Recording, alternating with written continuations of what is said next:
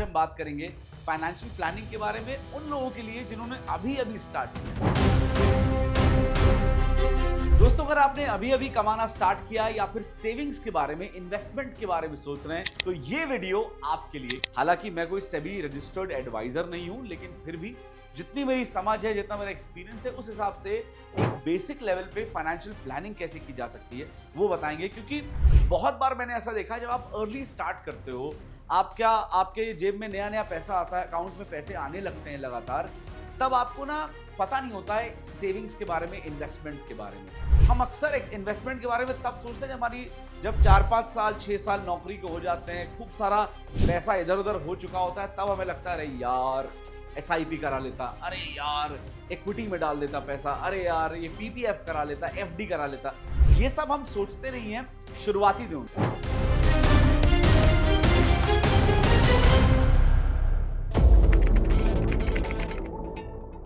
Financial planning के लिए मैंने सोचा यार कि अगर मैं रैंडम बात करूंगा तो मजा नहीं आएगा। तो मेरी एक प्यारी सी दोस्त है अदिति, जिन्होंने अभी अभी जिनकी जॉब लगी है, उन्होंने पैसा कमाना स्टार्ट किया है। उनको वेलकम करते हैं हमारे वीडियो में। Aditi, please come. Hi Keshav ji. Hi, thank you so much for coming. तो मेरी अभी जॉब लगी है। अच्छा, मैं नोएडा में रह रही हूँ। तो ग्रेट। तो आज इनकी सैलरी के ऊपर थोड़ा डिस्कशन करते हैं और कोशिश करूंगा यार, मैं फिर से बताना चाहता हूँ, मैं सेबी रजिस्टर्ड एडवाइजर नहीं हूँ। अगर बहुत डिटेल में इन्वेस्टमेंट करनी हो तो आप प्लीज उनसे डिस्कस करिए, लेकिन हम कोशिश करेंगे कि आपकी सैलरी की बेसिस पे आपसे बात करें। तो इनसे मेरी फोन पे कॉन्वर्सेशन हो चुकी है, तो हम इनको जानते हैं, इसलिए हमें पता है कि इन्होंने बताया कि इनकी सैलरी 30,000 रुपए। Is it true? तो ये 30,000 इन हैंड है या CTC है? इन हैंड है। अच्छा, कट कटा के आपके पास 30,000 रुपए आते हैं। तो अब सबसे पहली चीज आपको अदिति क्या करनी है, जो डे 0 पे आपको काम करना है, मुझसे चलते हैं, ठीक है? सबसे पहले ना आपको यहाँ पर 2 अकाउंट्स खोल देने, ये बहुत जरूरी चीज है। आपको सारी जो सैलरी आपकी आ रही है वो एक अकाउंट में नहीं जानी चाहिए, क्योंकि वहीं से आपके खर्चे मॉनिटर हो रहे हैं, वहीं इन्वेस्टमेंट हो पाएगी। ऐसा नहीं होगा, क्योंकि आप उतने इन्वेस्टमेंट में कूदे नहीं है, तो आपको उतनी नॉलेज है नहीं। इसलिए 2 अलग अकाउंट रखिए। एक रखिए आप सैलरी के लिए, एक रखिए आप इन्वेस्टमेंट के लिए, जहां पर आप अपने सैलरीड अकाउंट से, जिसमें आपकी सैलरी गिरेगी, उससे आप ट्रांसफर करेंगे अपने इन्वेस्टमेंट वाले अकाउंट। एक अकाउंट में भी आप, मतलब एक बैंक में भी आप 2 अकाउंट खोल सकती हैं। आपको 2 अलग अलग बैंक्स में खोलना है, अगेन वो मर्जी आपकी है। ओके, तो सबसे पहला काम हमने समझ लिया ये। अब उसके बाद दोस्तों हम समझते हैं कि इन्वेस्टमेंट में से मैं बात करूंगा सेविंग्स के ऊपर। पहले सेविंग पकड़ लेते हैं, उसके बाद आगे बात करेंगे। मेरे हिसाब से अगर आपकी अभी भी सैलरी लगी, ज्वाइन हुई है, सैलरी आ रही है, आप नौकरी कर रही हैं, आपकी पक्की जॉब लग गई है, तो 30% of your salary should be your investment. 30% आपको इन्वेस्ट करना ही करना है। देखिए, इसका ना अभी आपको लग रहा है बहुत ज्यादा है, 30% हो गया तो जेब में क्या बचा, पिक्चर कैसे देखेंगे, है ना? एग्जैक्टली वही मेरा पॉइंट था कि 30% ज्यादा नहीं हो जाएगा क्या? नहीं, ज्यादा नहीं है। मैं आपको बता रहा हूँ 30% जरूरी है इन्वेस्ट करना, क्योंकि इसके रिजल्ट आपको बाद में समझ आएंगे। 2 साल 4 साल बाद इसका फायदा आपको समझ में आएगा। अच्छा, उसके बाद अब थोड़ा मैं आपको समझाता हूँ कि 30% जो आप बचा रही हैं उसका करना क्या है। पहले हम समझते हैं 30% ऑफ 30,000 कितना हुआ दोस्तों? कमेंट करिए। मैं ये बता देता हूँ, 9,000 रुपए। तो 9,000 रुपए हर महीने, ये जो है ये आपकी सेविंग 9,000 रुपए। हर महीने आप 9,000 रुपए बचा रहे हैं। अब पहले 3 महीने, जो फर्स्ट 3 मंथ्स होंगे आपके, सेविंग्स की बात हो रही है, खर्चे भी साइड में रखते हैं, उसकी बात बाद में करेंगे। पहले 3 महीने आप अपने आप को ना अपस्किल करेंगे। ये याद रखिएगा, आपने अपने आप को अपस्किल करना है। बिकॉज अभी अभी नौकरी लगी है, आप तुरंत इन्वेस्टमेंट करें, ये मैं नहीं चाहता। सबसे पहली इन्वेस्टमेंट इंसान खुद पे करता है। So because you need to grow in your job, आपको बेहतर सैलरी चाहिए, आगे आपको प्रमोशन चाहिए, आपको बड़ी पोजीशन पे जाना है, तो जो भी स्किल आपकी नई जॉब में रिक्वायर्ड है, जो आपके पास नहीं है। आप कौन सी जॉब कर रही हैं फिलहाल? अभी तो मैं एक न्यूज चैनल में काम कर रही हूँ। अच्छा, न्यूज चैनल में आप काम कर रही हैं। तो क्या तो स्किल्स में कर सकती अब देखिए, मान लीजिए न्यूज चैनल में राइटर हैं आप, कंटेंट राइटर? कैसे? हाँ जी, कंटेंट राइटर, ठीक है। अब न्यूज चैनल के अंदर एडिटिंग एक बहुत बड़ा रोल प्ले करता है, तो आप कंटेंट राइटिंग के साथ एडिटिंग सीख सकती हैं। आजकल AI का जमाना है, आप कोडिंग सीख सकती हैं, आप AI के ऊपर एक कोर्स कर सकती हैं, वो बहुत जरूरी है। AI आज की डेट में दुनिया में हर जगह है, हर क्षेत्र के अंदर, हर डोमेन के अंदर, चाहे आप बिजनेस, जॉब, कुछ भी ले लीजिए, AI is a big thing right now. तो कोडिंग में आप सीखिए, एआई पे आप काम करिए, प्रॉम्प्ट इंजीनियरिंग आप सीख सकते हैं।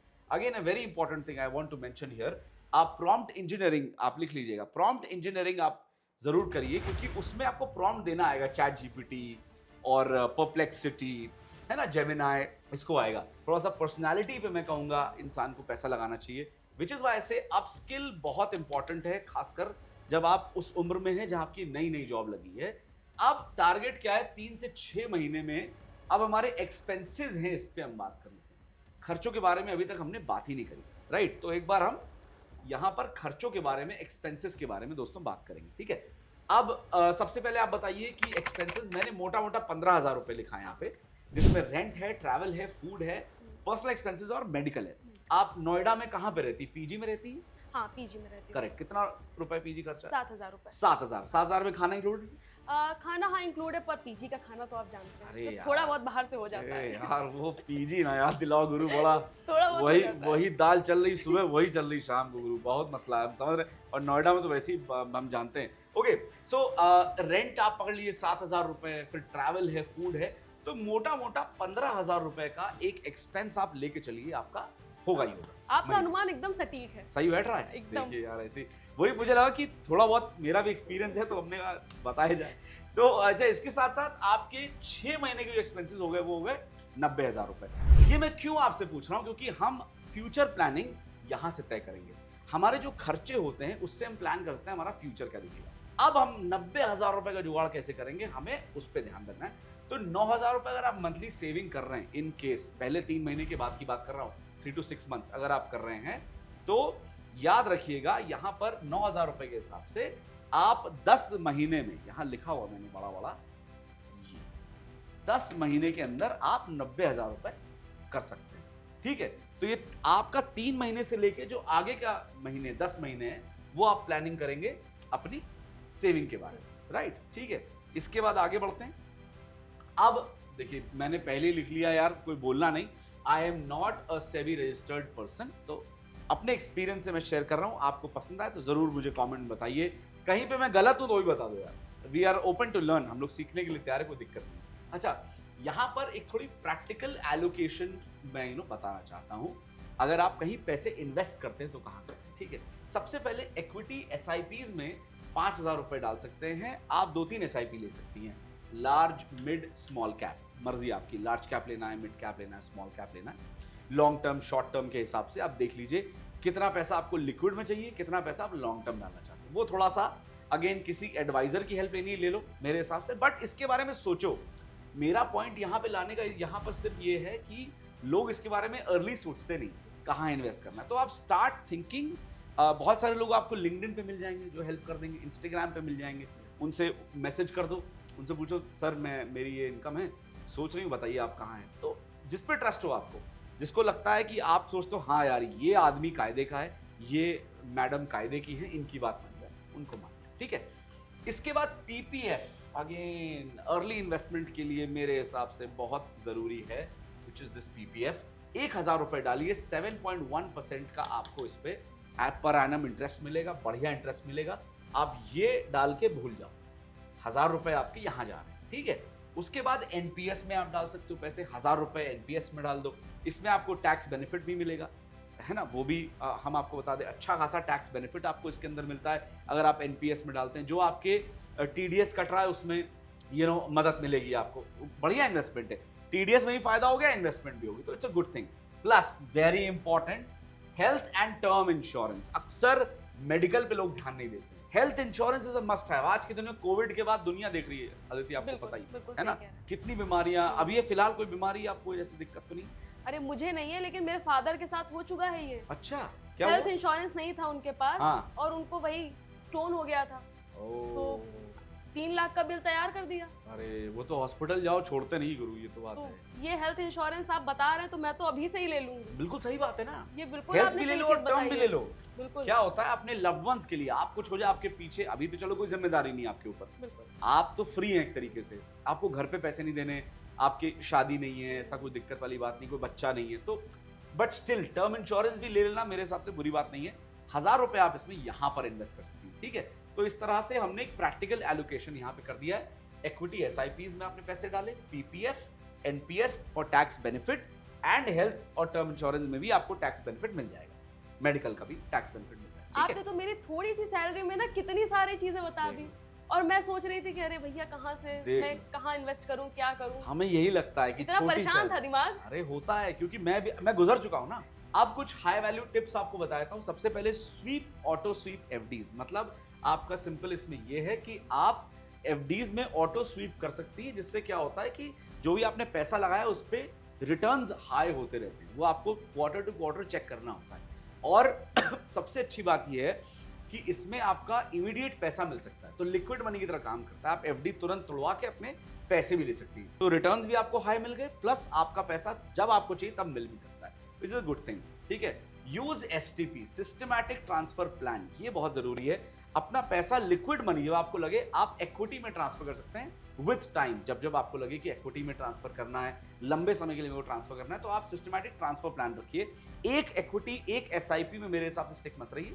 थोड़े थोड़े टाइम बाद आप उसमें ट्रांसफर देखते रहिए, मार्केट कैसा चल रहा है, क्या माहौल है मार्केट का। जैसे आप थोड़ा इंटरेस्ट लेंगे आपको समझ आने लगेगा, कुछ बहुत बड़ा रॉकेट साइंस नहीं, इट्स वेरी इजी। स्टार्ट करना जरूरी, तो वो करिए आप। डिपॉजिट इंश्योरेंस, इसमें आपको 5 लाख तक का इंश्योरेंस बड़े आराम से मिल जाएगा एक कम प्राइस पे। कम प्राइस के जो आप इंश्योरेंस देते हैं, कंपनी आप चेक कर सकते हो कौन सी है, जो आपको बेहतर लगे वहां पे आप ये इंश्योरेंस ले सकते हैं। 5 लाख तक का, अप टू 5 लाख, ठीक है ना, अप टू 5 लाख आपको यहाँ पे आराम से इंश्योरेंस मिल जाएगा।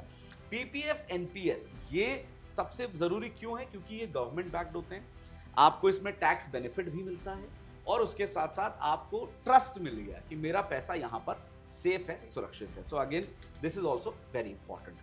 अगली स्लाइड पे चलते हैं, मिस्टेक्स टू अवॉइड। अब कुछ गलतियां मैं आपको बताऊंगा दोस्तों, जो आपको थोड़ा देख के चलना है, अवॉइड करना है इन गलतियों जो अक्सर हो जाती है। सबसे बड़ी बात, investing in equity without an emergency fund. सबसे पहले इमरजेंसी फंड के लिए तैयारी रखो। इक्विटी क्या है? लॉन्ग टर्म गेम है, मतलब 3 साल 4 साल 5 साल वाला गेम, ठीक है। इमरजेंसी के लिए कुछ होना चाहिए, तो आपने सारा पैसा इक्विटी में डाल दिया, पता चला एकदम से चाहिए, अब वो दिक्कत हो जाएगी। उसमें अगर आप निकालोगे जिस समय मार्केट अगर खराब है, आपका मान लीजिए मार्केट डाउन चल रहा है, तो इक्विटी डाउन, तो सब आपका नुकसान हो जाएगा। ऐसा मेरे एक दोस्त के साथ हो चुका है। अच्छा, उसके पास, अरे उसकी वाइफ प्रेग्नेंट थी, हाँ। इमरजेंसी फंड कुछ था नहीं, हॉस्पिटल पहुंच गया। अब बताइए, फोन करके मुझसे कह रहा है कि यार 50,000 जरा उधार दे दो, इमरजेंसी में जरूरत है। ये होता है, इन्वेस्ट कर रहा था लेकिन emergency fund, emergency fund, exactly, बिल्कुल ठीक आपने बात करी यार, बड़ा समझदार। तो इमरजेंसी फंड मेरे हिसाब से अदिति बहुत इंपॉर्टेंट है, इस पे ध्यान देना चाहिए। स्विचिंग टू ऑफन, आप रिटर्न्स के पीछे चेज कर रहे होते हैं। एक बार वो होता है ना, इसमें ये भी है इन्वेस्टमेंट में, थोड़ी लत सी लग जाती है, यार यार रिटर्न चाहिए, बड़ा रिटर्न चाहिए, पहले जितना रिटर्न नहीं आ रहा, पहले जितना रिटर्न था अब क्यों नहीं आ रहा है, देखता हूं करती हूं, यहां डाल दूं पैसा वहां, वो नहीं करना है। थोड़ा रुकिए, सब्र बहुत इंपॉर्टेंट है, पेशेंस, सब्र इज वेरी इंपॉर्टेंट। तो आपको बहुत जल्दी स्विचिंग नहीं करनी है, इस चीज का हमेशा ध्यान रखिएगा। अच्छा, keeping emergency money in long lock-ins, again जो ऊपर बात कर रहे थे, इमरजेंसी वाले पैसे को आपने लॉन्ग लॉक-इन्स में रख दिया, मतलब जहां पर आप 5 साल तक पैसे नहीं निकाल सकते, फर्ज करिए आपने वहां रख दिया, तो इमरजेंसी पैसे को वहां मत डालिए। इमरजेंसी पैसे को आप लिक्विड एफडीज वगैरह या किसी और चीज में इन्वेस्ट करिए, जहां पर आप तुरंत पैसा निकाल सकें, जब जरूरत पड़े आपको, आपके पास मतलब कुछ ही मिनटों में पैसा आ जाना चाहिए, वैसा आपका इंतजाम होना चाहिए, वैसी सोच के साथ चलना है। Again mistakes to avoid, right. उसके बाद हम चलेंगे ignoring expense ratios and fees. कई बार हम लोग एक्सपेंस रेशियो, फीस को इग्नोर कर देते हैं, तो हमें लगता है यार ये तो नुकसान हो गया, या ये उतना पैसा नहीं आया जितना आना चाहिए था, अरे यार ज्यादा मेरे पैसे कट गए। तो उसका भी ध्यान रखिए, जब भी आप कहीं भी इन्वेस्ट कर रहे हैं, अपना पैसा कहीं लगा रहे हैं, expense ratio, fees very important to check, हमेशा चेक करके फिर आप इन्वेस्ट करिए। जहां आपको लगता है, आपको लगे यार यहाँ उसकी फीस कम थी, यहाँ ज्यादा थी, मैंने यहाँ डाल दी पैसे, वो पैसे बच जाते, बाद में रिग्रेट से अच्छा है आप पहले ही अपनी पूरी जानकारी के साथ जाएं, जो तो बेहतर रहेगा। ओके, उसके बाद स्किपिंग नॉमिनेशंस एंड केवाईसी। अक्सर क्या होता है, नॉमिनेशन हम स्किप कर देते हैं आजकल।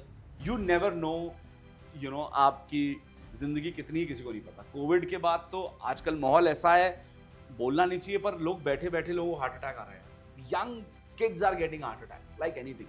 तो आप नॉमिनेशन स्किप मत करिए, एक नॉमिनी जरूर रखिए, आप 1 से 2 नॉमिनी रखिए, ताकि पैसा जहां भी आपने इन्वेस्ट किया वो सेफ है। पता चले वो आप कुछ हो गया, आपको भगवान ना करे हो, लेकिन हो गया, तो फिर वो पैसा कहाँ गया किसी को नहीं पता। आप ढूंढते रहो, चेज करते रहो, उस सालों की कहानी है, बहुत मुश्किल हो जाता है, ठीक है। तो नॉमिनेशन स्किप नहीं करना है, उसके साथ साथ KYC is very important. KYC करना ही करना है, भूलना नहीं है, अवॉइड नहीं करना है, बाद में कर लेंगे छोड़ो, बाद में कर लेंगे छोड़ो, अक्सर ये होता है। KYC is very important. क्यों मिस कर रहे हो आप? जरा से डॉक्यूमेंट्स ही तो हैं, दे के खत्म करो यार। तो again this is very important, we should not miss this. बढ़ते हैं आगे, कुछ प्रैक्टिकल हैक्स की और बात कर लेते हैं दोस्तों। वैसे मोटा मोटा हम लगभग सब कवर कर लिया है। सबसे पहले ना मुझे इस पे फोकस करना था ऑटोमेशन। आप जितने भी बिल्स हैं, जितनी भी एसआईपीज हैं, जितने भी आपके ट्रांसफर्स हैं, उनको ऑटोमेट कर दो सबसे पहले। आपको याद रहेगा नहीं, आप मिस कर गए, एक चीज आपसे मिस हो गई और आपका पूरा इन्वेस्टमेंट का मामला गड़बड़ा जाएगा। सैलरी को 2 में डिवाइड करना है हमेशा। सैलरी आ रही है, आंख बंद कर लो, दो नाव में सवार करना है भाई साहब। एक है इन्वेस्ट कितना कर रहे हो, दूसरा है आप स्पेंड कितना कर रहे हो। वेरी इंपॉर्टेंट, स्पेंडिंग इन्वेस्टमेंट दोनों को चेक करो। ऐसा नहीं है कि शुरुआत में शॉपिंग कर ली, घूमने चले गए, ट्रिप चले गए, मनाली चलते हैं, मसूरी चलते हैं, शिमला चलते हैं, करो वो सब यार, आई am not denying that, but investment भी साथ साथ करते चलो, ताकि फ्यूचर के बारे में अभी से सोचना बहुत जरूरी है। ओके, उसके बाद रिव्यू करो 6 से 12 महीने में। अपने इन्वेस्टमेंट को रिव्यू करना बहुत ज्यादा इंपॉर्टेंट है, otherwise you will be in that loop. I would like to emphasise small fun bucket. इतने सब इन्वेस्टमेंट में इतना मत हो जाना कि थोड़ा फन के लिए भी पैसा होना चाहिए। मतलब कभी आपको लेजर के लिए घूमने जाना पसंद है, दोस्तों के साथ बर्थडे पार्टीज, कहीं भी जहां आपको लग रहा है कि यार ये मैं मिस नहीं कर सकती, please keep something for that. Don't invest everything कि मेरा ये एक्सपेंस है, ये इन्वेस्टमेंट है, बाकी भाड़ में जाओ। नहीं, ऐसा नहीं करना है। इन्वेस्ट करिए, एक्सपेंस जो आपके हो रहे हैं वो करिए, साथ में आपको थोड़ा फन बकेट प्लीज रखना है। It's very important, I request everybody थोड़ा रखिए, तो बहुत जरूरी। तो ये कुछ प्रैक्टिकल हैक्स हैं। ऑटोमेशन, सैलरी आई 2 में डिवाइड करी, 6 से 12 महीने में रिव्यू करते रहो अपनी इन्वेस्टमेंट को। नहीं समझ में आ रहा है, एडवाइजर से बात करो, कोई टेंशन नहीं है, और थोड़ा फन के लिए पैसा रखो। And last but not the least, एक बार फटाफट से 12 महीने या 14 महीने का रोड मैप एक बार डिस्कस कर लेते हैं। मंथ 0 में आपने क्या किया? आपने ऑटो ट्रांसफर डाल दिया 30% of your salary which is 9,000 rupees. Alright, ये आपने पहले महीने पहली चीज 30% निकाल के डाल दिया, बात करना, ठीक है। तो 9,000 तो आपको अपना पहले महीने ही निकाल के रख देना है। अब उसका क्या करना है वो हमने करी है पूरे वीडियो के अंदर। मंथ 1 से मंथ 3 तक आपको अपस्किल पे इन्वेस्ट करना है। कुछ भी आप अपस्किल कर रहे हैं, अपने नॉलेज को बढ़ा रहे हैं। चौथे महीने से 13वें महीने तक जैसे हमने बात करी, आपको emergency fund, my friend, this is very very important. Emergency fund आपको तैयार करना ही करना है। उसके बाद 10वें महीने पे हम आएंगे अपनी इन्वेस्टमेंट, ठीक है, जहां पे आपका अपस्किल भी हो गया है थोड़ा बहुत, तो हम आएंगे क्या कहते हैं, इन्वेस्टमेंट पे। SIPs, PPF, NPS, term health insurance, इन सब में आप इन्वेस्टमेंट करना 10वें महीने से मेरे हिसाब से स्टार्ट कर दीजिए, ठीक है। देन यू कैन रिव्यू क्या क्या करना है, फ्यूचर आपके हाथ में, आपको देखना है। और 14 मंथ के बाद आपको क्या करना है, जैसे जैसे आपकी सैलरी में हाइक होगा, आपका जैसे जैसे सैलरी बढ़ेगा, बढ़ोतरी होगी पैसे में, आपको एसआईपी इंक्रीज करते रहना। सेम एसआईपी मत टिको। आपको लग रहा है यार मेरी पहले 30,000 थी, मेरा अप्रेजल हो गया 20%, राइट, तो 30,000 का 20% हो गया, अब 6,000 रुपीज, ठीक है। तो अब वो 36,000 रुपए सैलरी, 6,000 जो एक्स्ट्रा आ रहे हैं उसमें से यार 2,000 2,500 रुपए लगा दो, एसआईपी बढ़ा दो अपनी, उससे क्या है, फ्यूचर आपका बेटर होगा।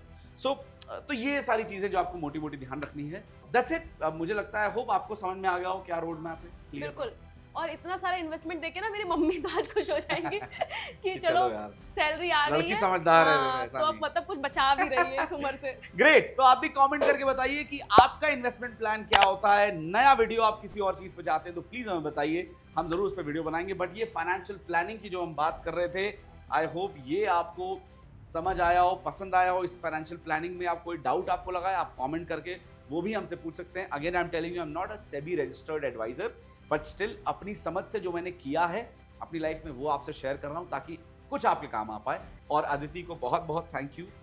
आई wish you all the best for your future. Thank you so much. Thank you Keshav ji, thank you so much for coming. हमारे साथ इन्होंने अपनी सैलरी डिस्कस करी और इनके साथ हमने अपने फाइनेंशियल प्लानिंग को डिस्कस किया। शेयर करिए इस वीडियो को अपने दोस्तों के साथ, लाइक करिए इस वीडियो को, और कमेंट करिए कि आपको इस वीडियो में क्या अच्छा लगा और आपका फाइनेंशियल प्लान क्या है वो भी बताइए। Thank you. बॉस वाला, बी द बॉस।